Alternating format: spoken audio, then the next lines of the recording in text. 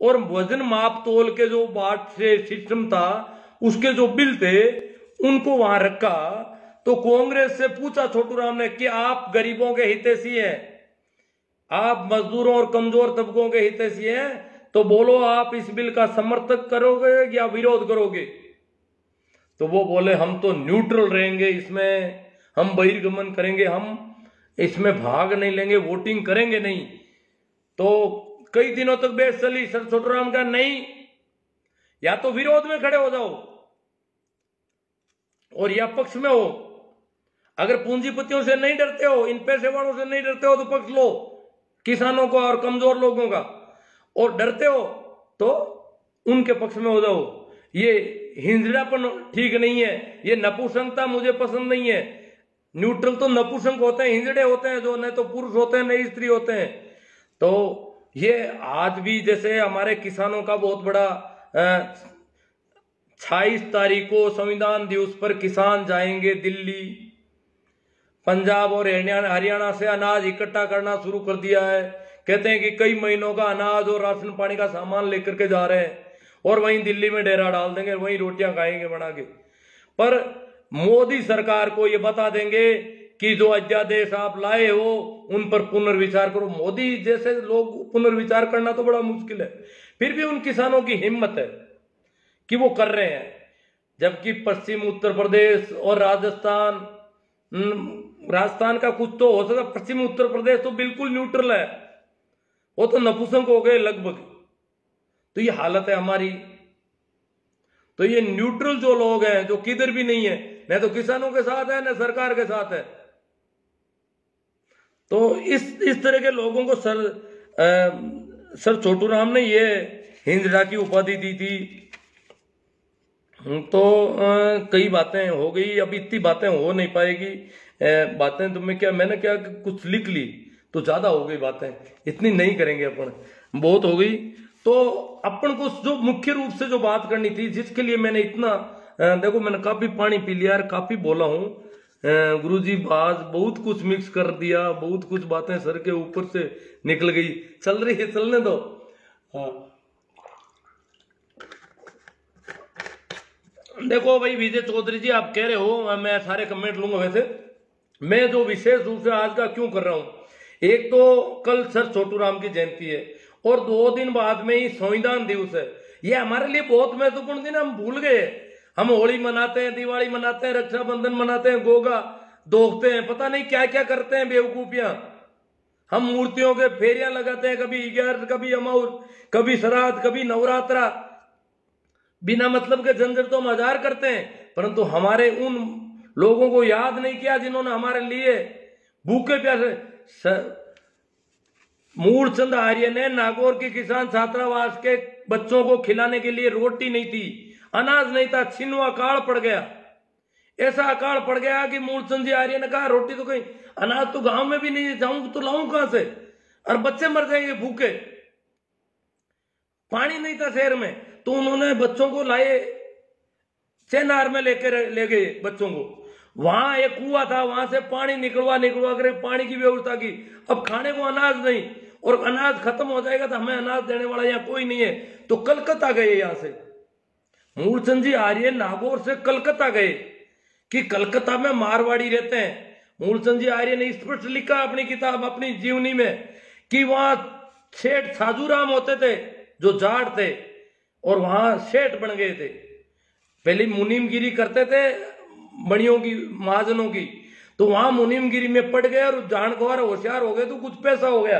तो सेठ साजूराम को वैसे भामाशाह कहा जाता है जाटों में, पर सेठ साजूराम ने, मूलचंद जी आर्य ने खूब उनसे विनती की कि बच्चे भूखे मर रहे हैं और उनके लिए अनाज चाहिए, अनाज दिलवा दो, मर जाएंगे भूखे।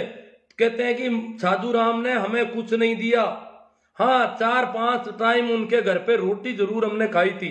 2 आदमी यहां से गए थे, फिर उन वो बणियों के पीछे पड़े। तो मारवाड़ी बणिये थे वहां पर, खूब मारवाड़ का बाजार था पूरा कलकत्ता में, तो उनसे आता जोड़ी की। तो वहां पर मूलचंद जी आर्य के साथ, मूलचंद जी महाजन में पोस्टमैन की नौकरी करते थे। महाजन है बीकानेर से आगे सूरतगढ़ की तरफ, वहां पोस्टमैन की नौकरी करते, वहां एक कलकत्ता के बढ़िया का ससुराल था, और वो जान पहचान मिल गई तो उसने उनकी बहुत अच्छी बातें सुनी और खूब उनको रोटी पानी का प्रबंध उनके करवा दिया। परंतु पैसा उन्होंने भी नहीं दिया, अब रुपया नहीं मिल रहा है। तो साथ में एक साथी थे, तो फिर कहा कि ऐसे तो मैं जाऊंगा तो नागौर जाऊंगा तो करूंगा क्या, बच्चे तो वैसे भी भूखे मर जाएंगे, यहां से कुछ भी सहायता नहीं मिलेगी तो बच्चे मर जाएंगे, करें क्या। तो बड़ियों के पास खूब मिले, तो वहां बताया ये उस बढ़िया ने जो जान पहचान का बना, उसने कहा कि यहाँ बहुत आते हैं लोग मांगने वाले, कई धोखे कर जाते हैं, ठग लेते हैं, इसलिए यहाँ आसानी से रुपये देने वाला कोई नहीं है। तो फिर कहते हैं कि मूलचंद जी आर्य ने कहा मैं तो आमरण अनशन करूंगा, मरूंगा यहीं पे। तो साथ में कौन थे मुझे याद नहीं, गंगाराम जी नाम करके थे, उन्होंने कहा यहाँ मर जाओगे तो भी कोई तुम्हें अनशन नहीं तुड़ाएगा, कोई आएगा ही नहीं तुम्हें मनाने वाला, तो यहाँ फालतू में मर जाओगे, बच्चे वहां मर जाएंगे और आप यहाँ मर जाओगे, इससे अच्छा है कि और कहीं कोई क्यों, और कहीं कुछ नहीं मिलेगा, यहाँ कलकत्ता से ही कुछ लेके जाना है और मुझे मना मत करो। उन्होंने कहा मेरा आत्मविश्वास कहता है कि मैं आमरण अनशन करूंगा और मैं वापस नागौर जाने जैसा रहा नहीं, इसलिए मैं तो मरूंगा तो यही मरूंगा, वापस जाऊं तो उन बच्चों को क्या खिलाऊं, लोगों के बच्चे तो मैं मांग के ले आया, वो बच्चे खाएंगे क्या, उनके माँ बाप चले गए मालवा कमाने के लिए, गांव में उनका कोई है नहीं, और वहां शहर में उनको कौन खिलाएगा, थोड़ा सा अनाज में छोड़ के आया हूं, और वो बच्चे फिर खाएंगे क्या। नागौर शहर में तो भुखमरी है, कोई देने वाला नहीं है। तो कहते हैं उन्होंने आमरण अनशन कर दिया वहां पर, और गंगाराम जी को कह दिया मुझे मेरा आत्मविश्वास मत तोड़ो, मैं तो मरूंगा तो यही मरूंगा, जिंदा मैं नहीं जाऊंगा नागौर बिना अनाज के बिना सहायता के। तो वहां आमरण अनशन कर दिया। अब वो गंगाराम जी दौड़ दौड़ के जो सेठ उनके जान पे उनके पास जाए, बोले कि वो तो आमरण अनशन कर दिया, आज 5 दिन से भूखे हैं और उनकी हालत कमजोर पड़ती जा रही है। मूलचंद जी आ रही है कि हालत कमजोर पड़ गई, भूखे मर रहे हैं, खा पी नहीं रहे हैं। ये ऐसी कंडीशन में फिर वो बढ़िया जो था उनके जान पहचान का, उसने कहा कि आपका सहयोग ऐसा करते हैं कि मैं बिड़ला को पत्र लिखता हूं और मूलचंद जी को मनाने आया कि आप खाना खा लो और आपका सहयोग मैं करवा के रहूंगा, चाहे कैसे भी हो आपको सहयोग मिलेगा। यहाँ बहुत झूठे लोग आते हैं, फर्जीवाड़ा बहुत होता है, वास्तव में पीड़ित लोग आते नहीं है, बहुत सारे पंडित आ जाते हैं, कहते हैं हमारे घर में भूख है वो है, और आप वास्तव में आपको जरूरत है हमें पता है, पर यहाँ देने वाले आपका विश्वास नहीं कर रहे हैं, और मैं बिड़ला को चिट्ठी लिखता हूँ, बिड़ला सहयोग कर देगा, मेरा भरोसा। क्यों, बिड़ला कहता है कि वास्तविक जरूरतमंद कोई हो तो मुझे बताना, तो मैं उनको लिख देता हूं कि भाई वास्तविक जरूरतमंद है, आप उसकी जांच करवा लो। तो बिड़ला को उसने पत्र लिखा, इनका आमरण अनशन तोड़वाया कि आपका सहयोग करवा के ही छोड़ूंगा मैं। तो उस बनिए ने, उस सेठ ने बिड़ला को पत्र लिखा कि ये वास्तव में जरूरत है, किसानों के गरीबों के बच्चे भूखे मर रहे हैं और बच्चे मर जाएंगे इतने मारवाड़ के नागौर शहर में। तो वहां से बिड़ला ने अपने आदमियों को भेजा नागौर में पता करने के लिए कि वास्तविक स्थिति क्या है। पता किया और फिर बिड़ला ने सहयोग दिया, अनाज का भी दिया और पैसों का भी दिया। तो बिड़ला के सहयोग से वो किसान छात्रावास के बच्चे जिंदा रहे थे उस समय, ये मूलचंद जी आर्य ने बताया है। तो इस प्रकार हमें उन लोग, अब जैसे मूलचंद जी आर्य यहां पर भी मूलचंद जी कहते हैं एक गांव में गया था, देखो चिढ़ना मत, कोई चंदा करने गांव में जाते थे तो रोटी कोई कहता नहीं था तो खुद भूखे मरते थे। तो एक आदमी साथ में था, ढिंगसरी गांव है। अब ढिंगसरी कौन सा है, एक तो जाइल में भी है और एक लाडनू में भी है। ढिंगसरी का उल्लेख किया उन्होंने, कहा ढिंगसरी में 3 दिन तक भूखे मरा, उस गांव में किसी ने रोटी का नहीं कहा और मांगी उन्होंने भी नहीं, पैसे दिए लोगों ने, वो पैसे में चंदा करने जाते थे, लोग सोचते थे कहीं खाली होगी, तो साथ में एक आदमी को लेके गए तो उसको दूसरे दिन ही वो भूख से हालत खराब हो गई थी, तो उसको गांव भेज दिया किराया दे करके कि तू गांव चला जा, नागौर चला जा वापस, क्यों तू भूखा मरेगा, तू लोगों को कहेगा कि ये भूखे हैं तो फिर लोगों को दुख होगा फालतू में। तो 3 दिन बाद में रोटी मिली उनको। तो ये कई जिन लोगों ने हमारे लिए इतना कुछ किया, सर छोटू राम, बलदेव राम, मूलचंद जी, रामदान जी, हीरा सिंह जी, धारा सिंह जी, इतने लोग हुए, इन्होंने इतना किया, हम उनके जन्मदिन को याद नहीं कर सकते उनको। हम हमारे बच्चों को बता नहीं सकते कि ये हमारे ऐसे लोग हुए हैं जिनकी वजह से आज हम फूटेड बूटेड होके घूम रहे हैं। हम नहीं पढ़ पाते किसी भी हालत में। अगर उन्होंने हमें खेती किसने दिलवाई? जमीन कहां थी हमारे पास? हमारे ऊपर जूते पड़ते थे चारों ओर से। हमारी हालत क्या थी? 4-5 चुनावों तक तो वोट देने में, गांव की स्कूल में वोट देने में जाने में डरते थे कि वहां कोई राजपूत बेटा होगा। डर के मारे वोट देने नहीं जाते थे। ये हालत थी किसानों की। अब तो इस कंडीशन में, इस कंडीशन से जो ऊपर इतनी उनकी मेहनत के बावजूद ये हालत थी, तो उन्होंने कहा कि तो मैं कहना चाहता हूं कि बहुत मना लिया, गोगा नौमियार, केसरिया कंवर जी, पता नहीं कितने कितने मनाते होंगे। कभी कहते हो नवरात्रा आ गया, कभी कहते हो रामनवमी, हनुमान जयंती। अरे छोटू राम की जयंती का दिन अपने घर में अपने बच्चों को उनके बारे में बताओ बैठ करके। 10 मिनट 15 मिनट अपने घर परिवार के लोगों को उनके बारे में सारा सब कुछ बताओगे उन लोगों की वजह से। और ये 24 नवंबर छोटू राम की जयंती है, ये हर बच्चे को याद होनी चाहिए कि छोटू राम ने हमारे लिए क्या किया। ये बातें बताने की है, ये दिन मनाने के हैं। तो कल मेरा अपने आपसे निवेदन है कि कल हम ऐसा मनाएं। छोटू राम ने कहा दुश्मन को, हम दुश्मनों के त्योहार मनाते हैं, हमें शर्म नहीं आती। हम हेडगेवार को याद कर रहे हैं, श्यामा प्रसाद मुखर्जी, सावरकर, पता नहीं क्या क्या सीख गए, जो हमें मनुष्य नहीं मानते, अभी भी हमें जानवरों की तरह मानते हैं, लठेत बना के फेरते हैं। तो छोटू राम ने कहा, हे बोले किसान, किसानों के लिए जो वचन याद रखने का है, ए बोले किसान, मेरी 2 बात ले तू मान, मेरी 2 बात तू मान ले। वो 2 बात आज तक हमने नहीं मानी। ए बोले किसान, मेरी 2 बात ले तू मान, एक बोलना ले सीख, एक तो तुम बोलना सीख, दूसरा दुश्मन को ले पहचान, तेरा दुश्मन कौन है। हम दुश्मनों के साथ हो जाते हैं।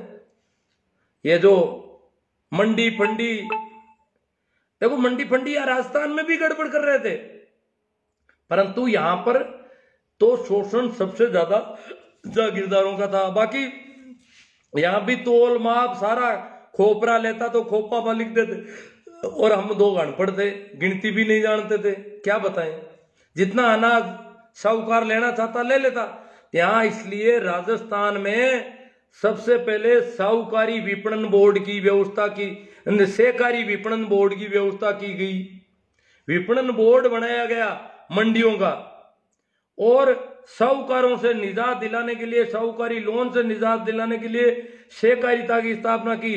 और बहुत लंबे समय तक हमारे यहाँ मारवाड़ के किसान नेता थे परशुराम मदेरणा, सहकारिता से जुड़े थे। उन्होंने सहकारिता को काफी पनपाने की कोशिश की थी, परंतु सहकारिता भी ठीक ढंग से पनपी नहीं हमारे यहाँ पर। हाँ, साहूकारों से निजात काफी हद तक हमें मिली। तो अब मैं आपके ये कमेंट दूंगा, तो कल आप में से कितने लोग अपने परिवार के बच्चों को, घर परिवार के लोगों को, रिश्तेदारों को और को फोन करोगे तो सर छोटू राम जी के बारे में बात याद दिलाओगे और ऐसा कुछ करोगे, इसी प्रकार पोस्टें भी करोगे और फेसबुक व्हाट्सएप भर जाने चाहिए सर छोटू राम की जयंती के नाम से, ऐसी मैं अपेक्षा करता हूं। क्योंकि हम और दुश्मन को पहचानने की कुव्वत हमारे अंदर आ जाए, ये तब हम सफल होंगे। मैं कुछ कमेंट लेता हूं। सभी को एक बार प्रणाम, राम राम, नमस्कार।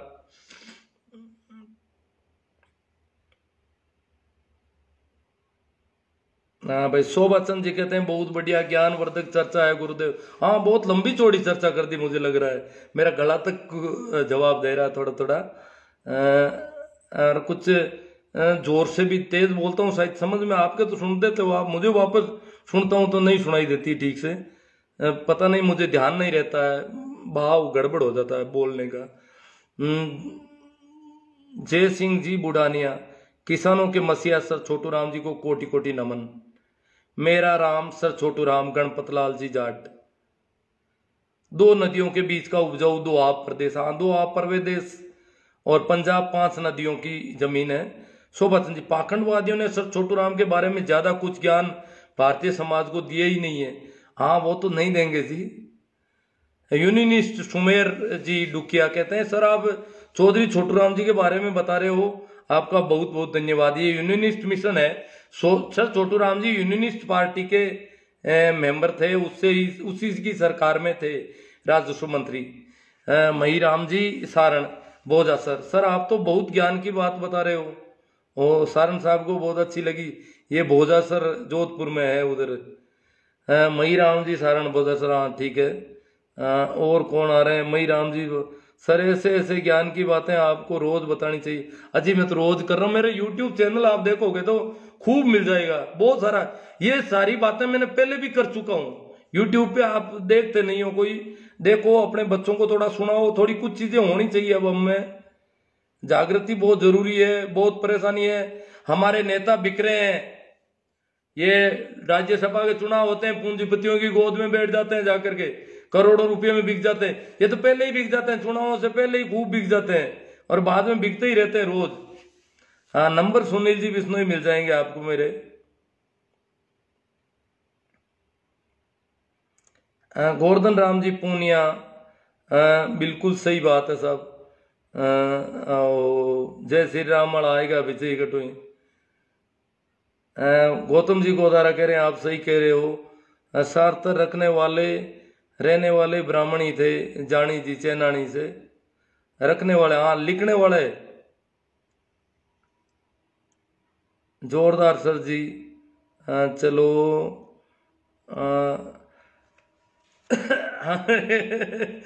भाई बागड़िया जी कह रहे हैं नमन शिक्षा उत्प्रेरक को। हाँ, शिक्षा का उत्प्रेरण हमें बलदेव राम जी से और इन लोगों से मिली। राम स्वरूप जी चौधरी, किसान विरोधी आरएसएस। हाँ, ये तो तय है। आरएसएस तो किसानों का, मजदूरों का, गरीबों का, कमजोरों का नहीं हो सकता कभी भी। ये तो हमें सिर्फ यूज की वस्तु मानता है। उपयोगी जानवर होते हैं दो तरह के, एक तो मालवाहक पीठ पर ढोने के लिए, दूसरे होते हैं दूध दूहने के लिए। तो हमें तो उपयोगी जानवरों की तरह मानता है ये। अंधविश्वास और पाखंड में पैसा बर्बाद करने से बेहतर है नेमी जी सोमरवाल कि बच्चों की छात्रावास और कोचिंग सेंटर वगैरह सुविधाएं उपलब्ध कराने के लिए पैसे खर्च कर सकते हैं, तो आने वाली पीढ़ियों को अच्छी शिक्षा मिल सकती है और आकर्षित किया जा सकता है और मानव जीवन को सुधार कर सकते हैं। जेठाराम जी, आरएसएस कट्टरता के जहर से ब्रेन वॉश करता है, कूप मंडूक बना देता है और मशीन बनाता है आदमी को। हाँ, यही है। विजय चौधरी, गुरुजी आज बहुत कुछ मिक्स कर दिया, बहुत कुछ बातें सर के ऊपर से निकल गई। कोई बात नहीं, आप मिक्स मैं कर देता हूँ, ऐसी आदत है।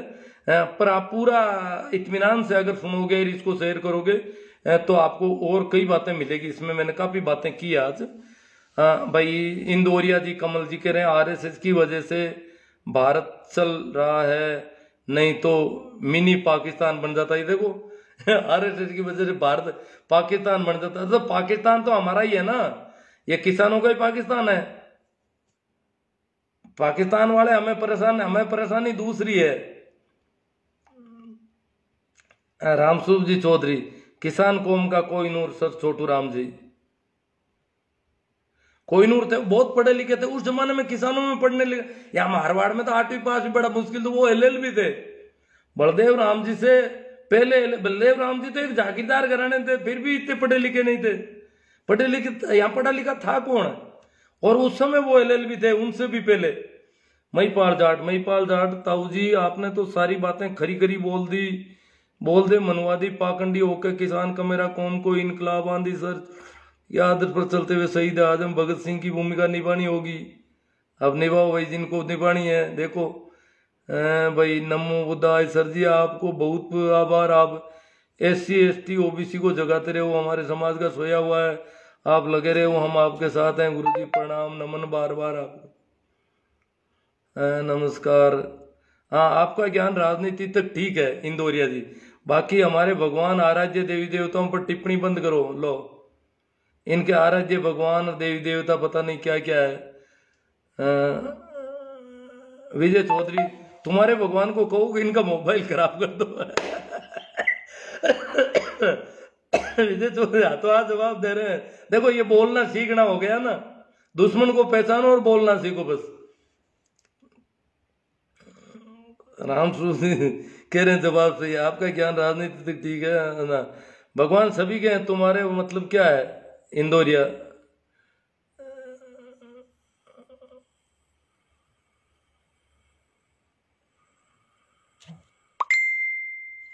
अरे अंध भक्तों, आप शूद्र हो, उस समय भगवान ने क्या दिया सालों। चलो बिल्कुल सही sir, I respect to you. Gasal साहब जयपुर से। ओ हनुमान जी है? नहीं वो हनुमान जी ये दूसरे हैं, हनु गासल।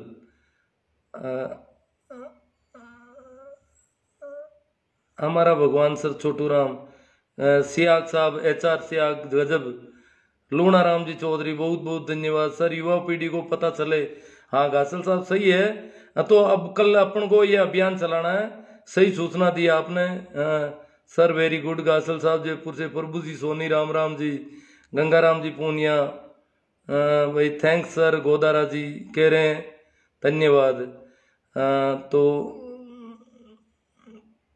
दो बातें सीख ले। कौन है ये? हुक्मा राम जी भादू, अशोक जी मेघवाल, रामनिवास जी चौधरी। हेलो सर, RSS तो देश को बर्बाद कर रहा है। हाँ कर तो रहा है देश में, ये जो इतना भेदभाव, ये जो अविश्वास का वातावरण बना दिया इन्होंने। राकेश जी जांदू सर जी, कल नागौर में कार्यक्रम रखा है, आपको आना है सर। छोटू राम जी की जय। ठीक है आ जाऊंगा मैं तो, हफ्ते को सुनता तो बहुत कम हूँ। जहाँ आपका कार्यक्रम है मुझे ठीक से बता देना। कल नागौर कर लेंगे और क्या है। रामेश्वर जी गोदार, भगवान सभी के तुम्हारे वो तो इंदौरिया जी से। गुरु जी इस बार नागौर जाऊंगा, आऊंगा तो भागरो जरूर मिलूंगा आपसे। गौतम जी गोदारा, ठीक है साहब, मिलेंगे जरूर सर। ये हमारे युवाओं को पता चले, हाँ ठीक है। तो बहुत ज़्यादा कमेंट हैं आज के, और आप लोगों ने बहुत अच्छा सहयोग दिया, बहुत अच्छी तरह से सुना सब कुछ। फिर भी बहुत सारे और वीडियो मिलेंगे आपको यूट्यूब पर, और गाए बगाए जब भी आपको समय मिले ऐसी बातें इनको समझना है, और कुछ पता होना जरूरी है बहुत ज़्यादा कि हम कैसे ये छोटू राम जी, बलदेव राम जी तूफान में से किश्ती कैसे निकाल के लाए थे। हम लाए हैं तूफान से किश्ती निकाल के, बच्चों रखना इसको संभाल के। तो इसको संभाल के रखना, जो किश्ती किस तूफान में से निकाल के लाए हैं। जो मंडी फंडी या जिन लोगों के ये नहीं है कि हम ब्राह्मणों से दुश्मनी पाले या बनियों से पाले, राज किसी से दुश्मनी नहीं, हम सबके मित्र हैं। परंतु हमें सावधान जरूर रहना है। अगर आज भी हमारे साथ गड़बड़ कर रहे हैं तो उनको पहचानना बहुत जरूरी है, चाहे वो कोई भी हो, चाहे वो मुस्लिम लीग हो, चाहे RSS हो, चाहे कोई भी हो। और कम से कम ये मंदिर मस्जिदों के जो ठेकेदार लोग हैं ना, इनसे तो कोई अपेक्षा करनी ही नहीं है हमको। ये हमें कुछ देने वाले नहीं है, ये तो धोखाधड़ी का मामला है सारा। भगवान का जो है, हमें राम नाम का सुमरण बताया संतों ने, पाखंड और अंधविश्वास के खिलाफ था वो सारा। तो वो अगर हम कर सकें, सारे संत देखो, एक मैं छोटी एक बात याद आ गई आज, जितने भी मंदिर हैं आपके ये, इनके मैंने देखे हैं कि इनके दरवाजे ज्यादातर नॉर्थ में रखते हैं या फिर पूर्व में है। मंदिर का गेट जो है या तो उत्तर में है या पूर्व में है, परंतु संतों के जो स्थान है, जहां समाधि है या उनका जो स्थान है, राम धाम या कबीर पंथ का स्थान, इनको मैंने नोट किया। बहुत सारे स्थानों को मैंने देखा कि इनके मुख्य गेट जो है वो पश्चिम में है। मंदिर वाले कभी पश्चिम में गेट नहीं रखते, परंतु संत इनके बिल्कुल खिलाफ है। उन्होंने गेट किधर रखा है? पश्चिम की तरफ है दरवाजे उनके मंदिरों के।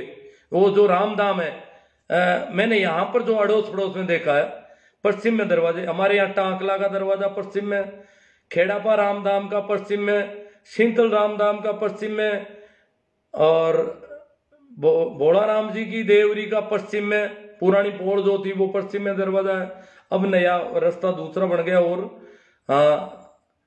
और भी मैंने कई जगह यहां देखा है कि इनके ज्यादातर रामधाम के दरवाजे जो है वो पश्चिम में है।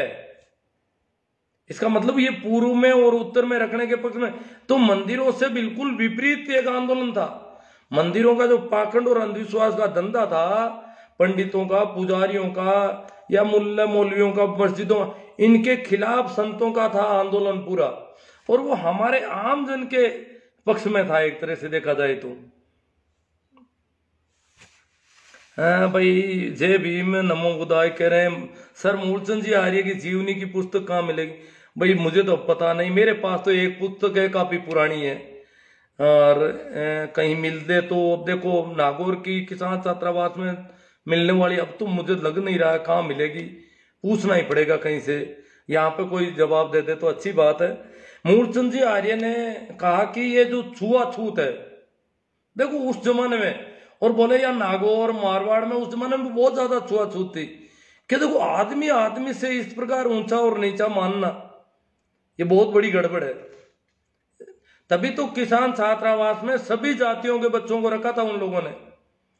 प्रत्येक जाति का बच्चा, चाहे वो राजपूत है, चाहे ब्राह्मण है, चाहे बनिया है, चाहे मेघवाड़ है, चाहे कोई हो, सबको किसान छात्रावास में रखा पढ़ने के लिए, और उनकी प्रबंध किए उन्होंने जितना हो सकता था।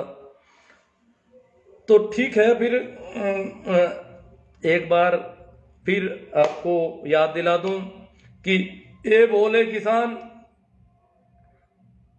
मेरी दो बात ले तू मान, ए बोले किसान मेरी दो बात ले तू मान, एक तो ले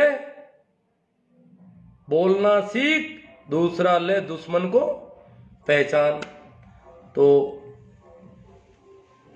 हन्नू घासल जी, सर किसानों को आप जैसे लोग ही जगा सकते हैं। मैं तो अब देखो सुनता तो हूं नहीं, बोल देता हूं, मेरे क्या ये फोन पड़ा है और आप लोगों से संपर्क हो जाता है तो अच्छी बात है। ठीक है, कल या परसों संविधान दिवस की पूर्व संध्या पर भी अपन कुछ चर्चा, अच्छी चर्चा करने के प्रयास करेंगे। धन्यवाद, प्रणाम, राम राम, नमस्कार।